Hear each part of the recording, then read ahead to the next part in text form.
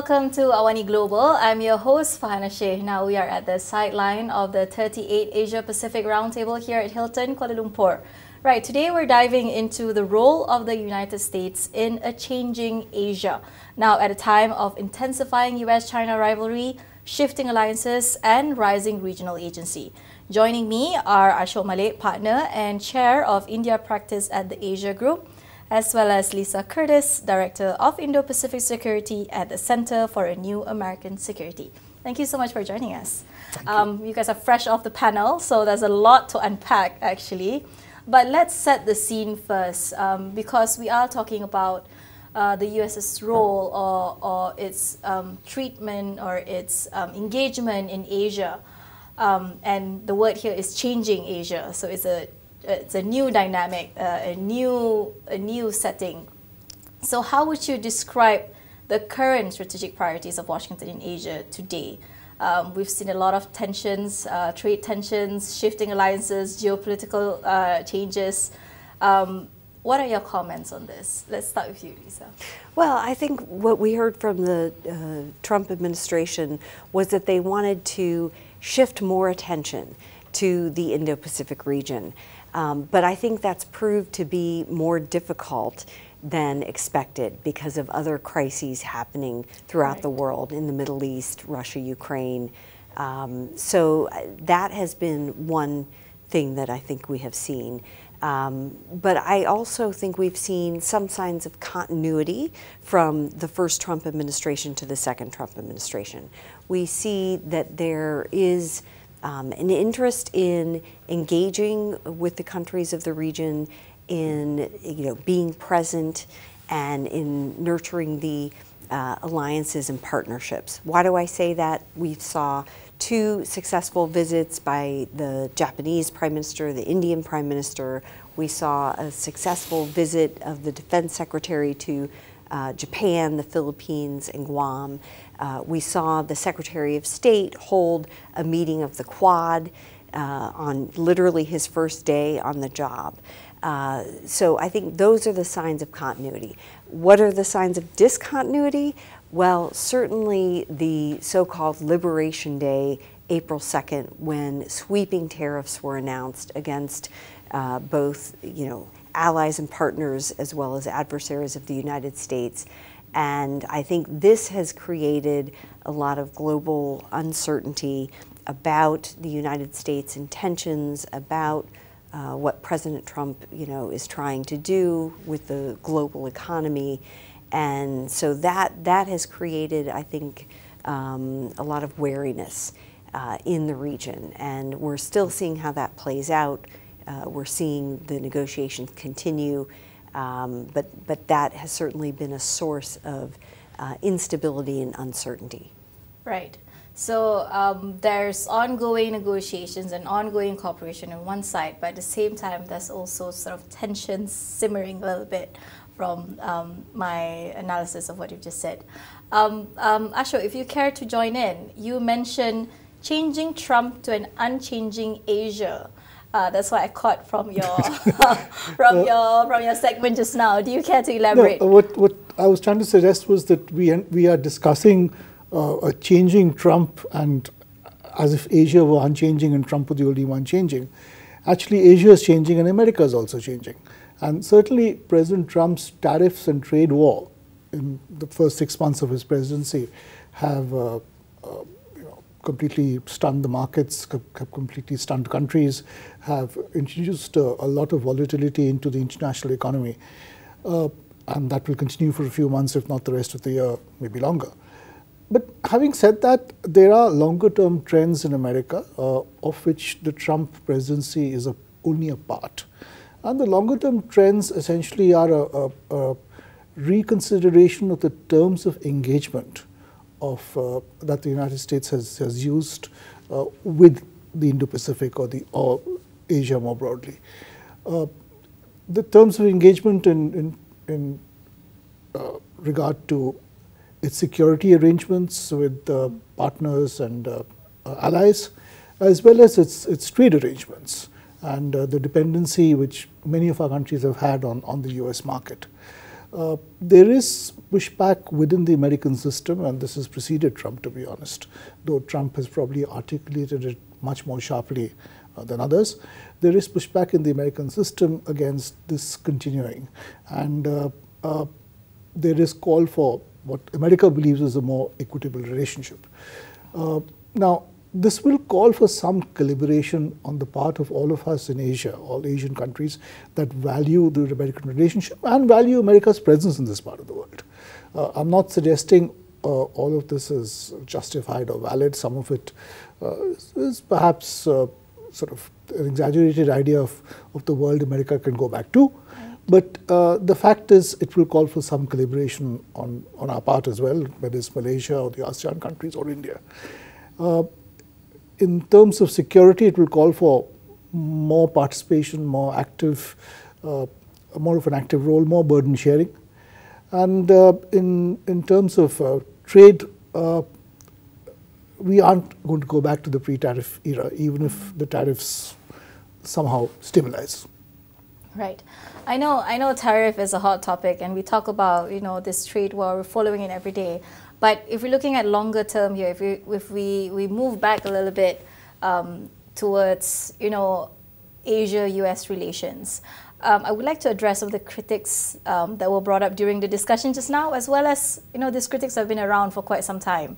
So let's look at the recent Shangri-La dialogue, for example. We have Pete Hegseth's comment on China, and quoting, saying they are somewhat an imminent threat. And there's renewed concern in Southeast Asia as well over whether the US approach is disconnected from regional priorities, right?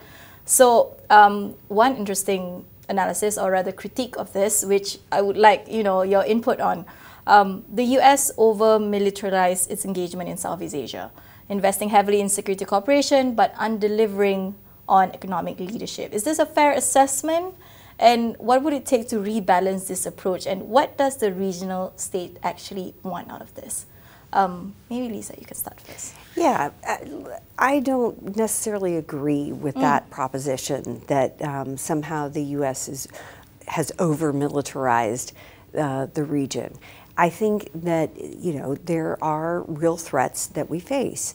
If you look at the kinds of things that China has been doing in the Taiwan Strait, in terms of its military, operations and exercises, and intimidation of Taiwan, that's very serious. If you look at the gray zone activities that China has been engaged in the South China Sea, particularly against the Philippines over the last couple of years, also a very serious situation. So I think that we don't do any favors to ourselves if we underestimate some of the real security concerns that are in the region. Now, that said, I understand that the Southeast Asian nations don't want to be caught in the middle. They see tensions rising between the U.S. and China, and they feel they're going to bear the brunt of any crisis or potential conflict, and that's understandable. But at the same time, the U.S. cannot ignore some of the more provocative or aggressive activities that China has been engaged in the last several years. So I think this is a reality that we will face, and I think we're likely to see the Trump administration increase its military posture in the region. That's what they said they want to do. That is what's in the budget. We see there's greater commitment to resourcing, sending military resources to the region, enhancing our military infrastructure in the region. So I think that's a reality that we're facing. Right. Ashok, do you have any contribution to this?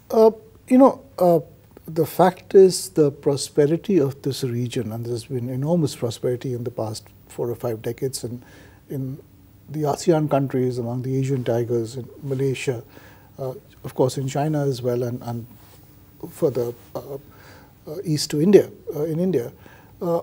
Much of that has been underpinned by a system incubated and nurtured by American military and diplomatic power. We need to appreciate that. If America retrenches from that or walks away even somewhat, it will create a gap that we will all feel. So nobody wants that. It's entirely in our interest to incentivize America to stay the course, to stay on. But that will require shifts on our part as well, simply because America is in a position to make those demands, which is why all of us, Malaysia, India, all countries are looking to do some sort of a trade deal with with the US, even when we recognize that the tariffs are perhaps exaggerated. That's a reality. In terms of the security and military posture of America in the region, gaps will be created because while America has committed to this, it's committing resources to military resources to this part of the world, the challenges in this part of the world are also growing. Right. Okay? And there is room for other countries, other partnerships, plurilateral bodies to step in. Right. Okay. So it stems a little bit out of necessity to a certain extent. Right. So another comment that we came across just now was the pivot to Asia. So there's been promises of pivot to Asia, but I think a lot of critics are saying Southeast Asians still feel like an afterthought when it comes to the broader US strategy, overshadowed by conflicts in the Middle East, for example, Europe, or domestic politics.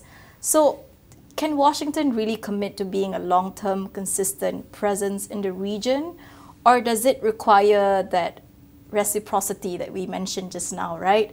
To build these long-lasting relations with other countries, as we've seen, as a justification for tariffs, for example. Maybe Lisa?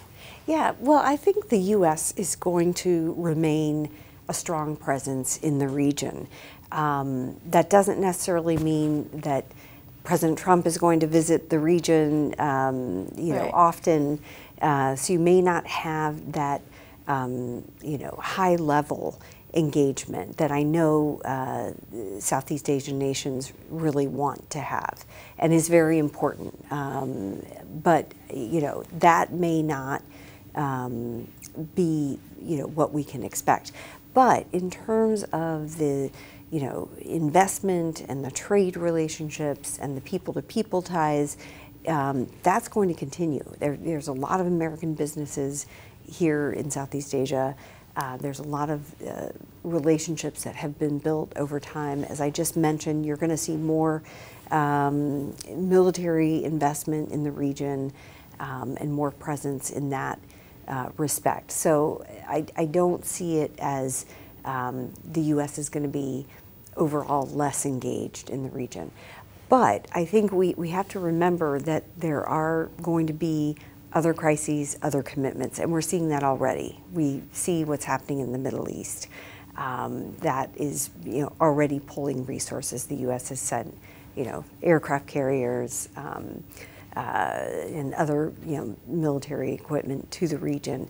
So this is going to be something that will always happen. I think there's this idea that, we can just focus on the regions of the world that we want to focus on, but that's not the reality. The U.S. has to be focused and present where things are happening and when there are crises.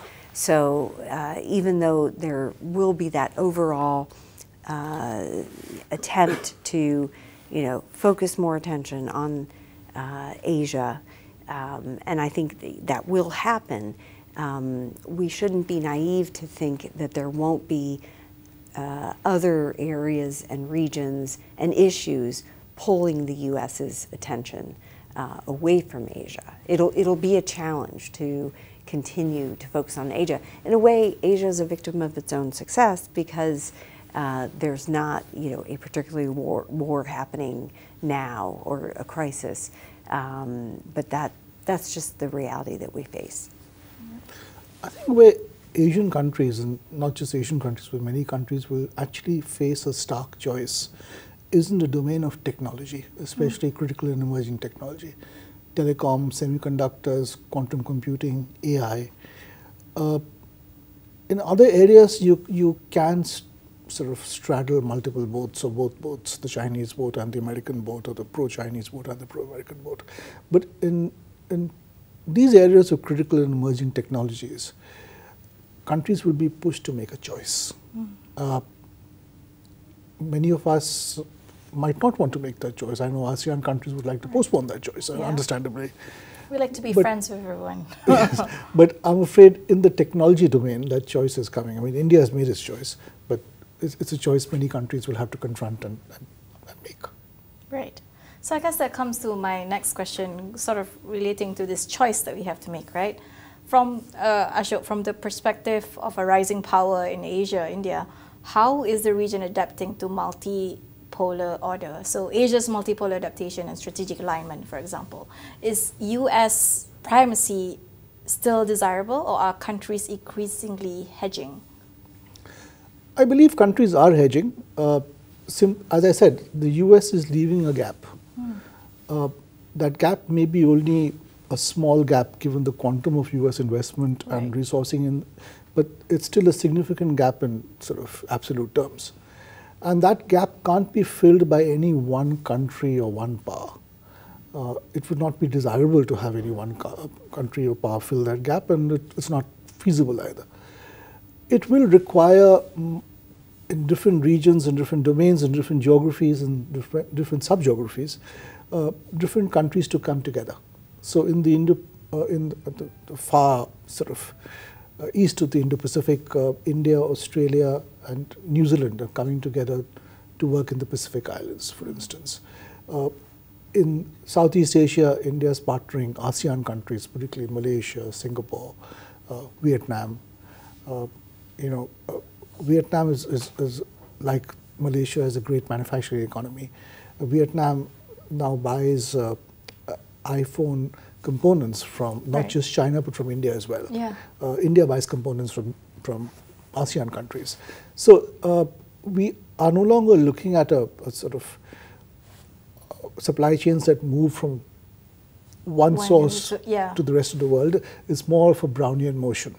And that makes for more stability and more equity in supply chains, as well as for more security. Because as we found during the COVID crisis and even subsequently, the concentration of supply chains and of sourcing in certain geographies does create logistical and economic crises, which would be addressed perhaps with greater diversification of supply chains, of manufacturing, and of economic arrangements.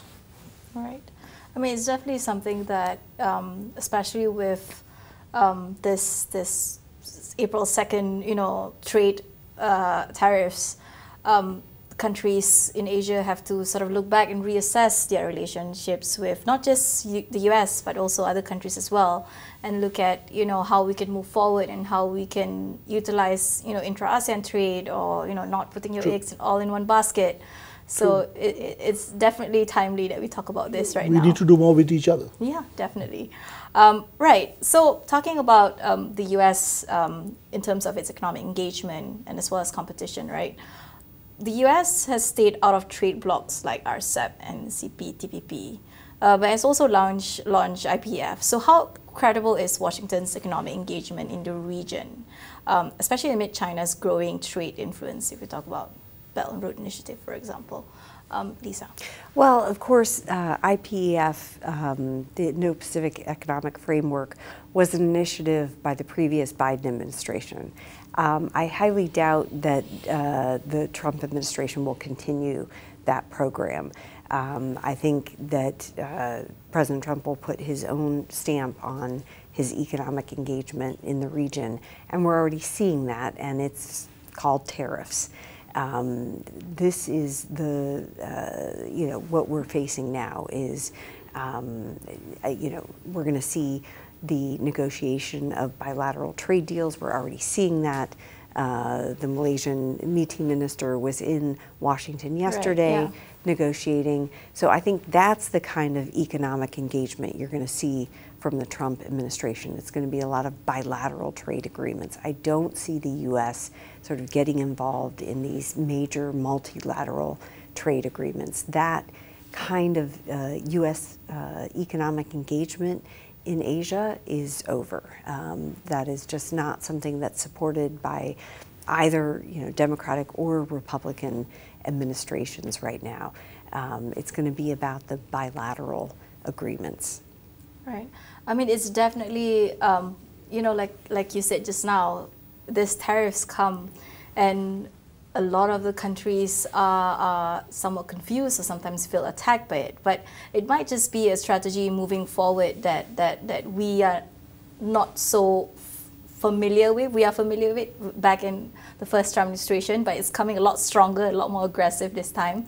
And it might be something, a strategy that is a refresh of or reform of the new Trump administration. Well, I think I would agree that April 2nd was over the top, implementing tariffs, from 25% to 245% on rolling back. 60 different nations. Yeah. The markets were roiled, and I think he realized he had made a mistake, and we saw sort of course correction, right? So it's already begin to evolve, but the other issue is that of supply chains, and particularly when you're talking about semiconductors and advanced chips, and the need for making sure that countries aren't not involved in the transshipment of chips coming from China. And this is an issue that is particularly important, I think, to Malaysia, which exports a lot of chips to the United States, I think 16 billion worth. And Malaysia has actually taken steps to make sure that they are only exporting Malaysian origin, chips that originate from Malaysia. So, these are the kinds of issues that I think we're going to face when it comes to economic relationships in the region. Is the high technology, making sure that that China is not circumventing some of the restrictions that the U.S. is placing on high technology to China. Yeah, so I guess that's another main thing, right? When we talk about China, how do you think Asian countries are perceiving and reacting and recalibrating to this heightened tensions? And is a non-aligned Asia even possible in this strategic environment? No, I don't think it is, and obviously different countries will look at it differently depending on the individual relationship with China. ASEAN's relationship with China is very different from India's relationship with China. India shares a long and contested military border with China, which has been volatile for some years now. So obviously we will look at it differently from certain other countries, though of course the ASEAN countries should also have disputes with China. Also, the era of, at least I speak for the Indian vantage position, the era of expansive trade deals which offer easy access to Chinese imports, especially manufactured goods from China, low-end manufactured goods from China, to a large domestic market, and actually end up hurting domestic manufacture. I think that era is being challenged not just in the US, but in some other countries as well. So yes, the US did not sign on to RCEP, but frankly, neither did India. And some of our concerns were pretty similar, that it would open the floodgates to a lot of imports from China. It's not that we don't want to trade with China, of course we do, it's our largest trading partner. But like other countries, we want to cherry pick what we buy from China and the terms of engagement with China. A bit more autonomy. Yeah, especially in low-end manufacture and at the other end of the spectrum in critical emerging technologies, there are concerns about China. Right.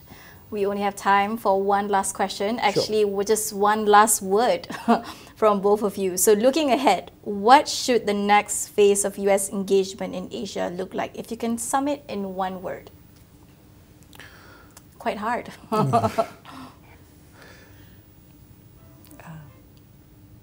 Yeah, that's almost impossible. I would say sovereignty. Sovereignty, okay. Well, sovereignty is a good word, but I would say diversify. Diversify. So we're looking at the next phase of US-Asia relations to have a bit more sovereignty. So I guess a bit more, how would you say, autonomy, a bit more? I'm talking about sovereignty of the Southeast Asian nations. Right. Yeah, ensuring they maintain their sovereignty and independence, and are able to protect their own sort of waterways. And okay. Yeah. And with you is diversify, meaning? Diversify as in Asian countries which have a certain dependency on the US in terms of market access or trade or security, need to fill that gap with other arrangements, with other like-minded countries. Not putting your eggs all in one basket. Right, I think that pretty much wraps up. We have a key insight on how US-Asia relations would look like in the next 4 or 5 years or so. We're excited for it. So thank you so much, Ashok and Lisa, for helping us unpack how the region is recalibrating and what Southeast Asia really wants from its partners and where US strategy must evolve. So we hope today's discussion offered fresh perspective on the region's changing dynamic. Thank you for watching. I'm Fahanashe. Bye.